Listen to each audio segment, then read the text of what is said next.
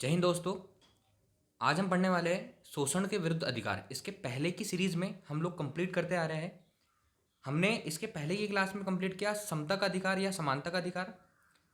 Second हमने complete किया स्वतंत्रता का अधिकार। उसके अंदर अनुच्छेद 19, 20, 21, 22। इसके पहले जो हमने कंप्लीट किया समता या समानता का अधिकार, उसके अंदर हमने अनुच्छेद 14, 15, 16, 17, 18। आज हम कंप्लीट करने वाले शोषण के विरुद्ध अधिकार, जिसमें आर्टिकल याद रखना है 23 और 24। 23 और 24 नंबर का जो अनुच्छेद है यह है शोषण के विरुद्ध अधिकार। मौलिक अधिकार हमारी लगातार सीरीज स्टार्ट है और एक एक आर्टिकल को, एक एक अनुच्छेद को हम बहुत अच्छे से यहाँ पर कंप्लीट कर रहे हैं। तो आज की क्लास में हम शोषण के विरुद्ध अधिकार, जो कि अनुच्छेद 23 और अनुच्छेद 24 है, इसको हम पढ़ेंगे। बहुत ध्यान से देखिएगा।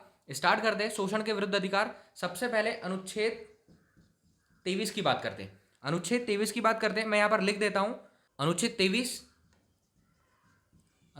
देखिए यहां पर, मानव के दुर्व्यापार और बलात् श्रम का प्रतिषेध। याद रखना है, इसकी सिंपल लैंग्वेज में मैं आप लोगों को बताऊंगा, लेकिन जो कॉन्स्टिट्यूशन की लैंग्वेज है, जो संविधान की भाषा है, मानव के दुर्व्यापार और बलात् श्रम का प्रतिषेध।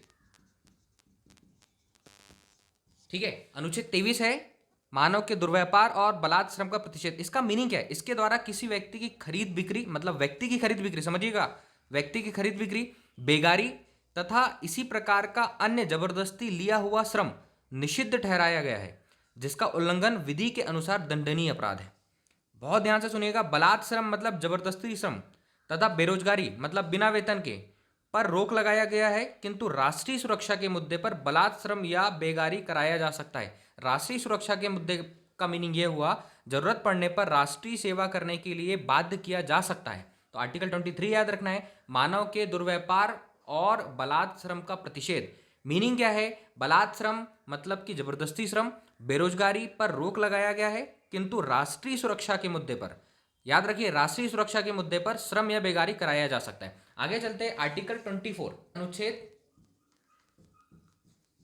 24। तो अनुच्छेद 24 में याद रखिएगा, बालकों के नियोजन का प्रतिषेध। बालकों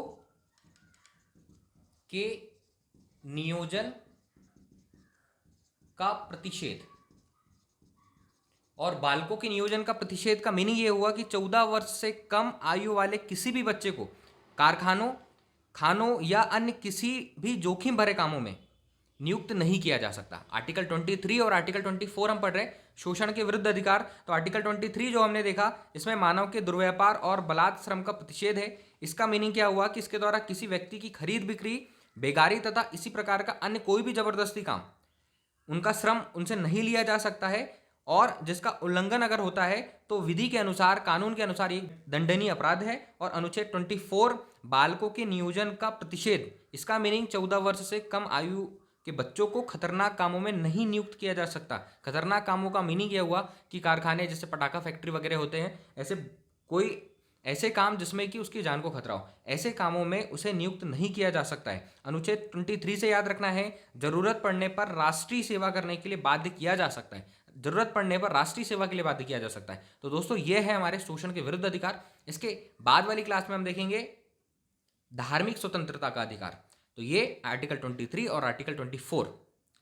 नेक्स्ट क्लास में मिलते हैं, तब तक के लिए थैंक यू सो मच।